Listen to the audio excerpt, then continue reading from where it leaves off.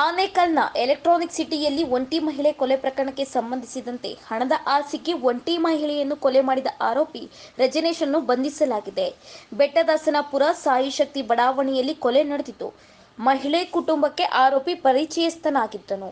ಕೊಲೆಯಾದ ಮಹಿಳೆ ಪತಿ ಹಾರ್ಡ್ವೇರ್ ಮತ್ತು ಕಾಂಟ್ರಾಕ್ಟ್ ಕೆಲಸ ಮಾಡುತ್ತಿದ್ದರು. ಇದನ್ನು ಗಮನಿಸಿದ ಆರೋಪಿ ಹಣವನ್ನು ದೋಚಲು ಪ್ಲಾನ್ ಮಾಡಿದ್ದ. ವ್ಯವಹಾರ ಚೆನ್ನಾಗಿ ಆಗುತ್ತಿದ್ದ ಬಗ್ಗೆ ಮಾಹಿತಿ ಪಡೆದಿದ್ದ ಆರೋಪಿ ಕೊಲೆಯಾದ ಹಿಂದಿನ ದಿನ ಮನೆಗೆ ಹಣ ತಂದಿದ್ದ ಬಗ್ಗೆ ಮಾಹಿತಿಯನ್ನು ಪಡೆದಿದ್ದನು. ಆದರೆ ಮಹಿಳೆಯ ಗಂಡ ಬಂದ ಹಣವನ್ನು ಬ್ಯಾಂಕ್ಗೆ ಡೆಪಾಸಿಟ್ ಮಾಡಲು ಹೋಗಿದ್ದರು.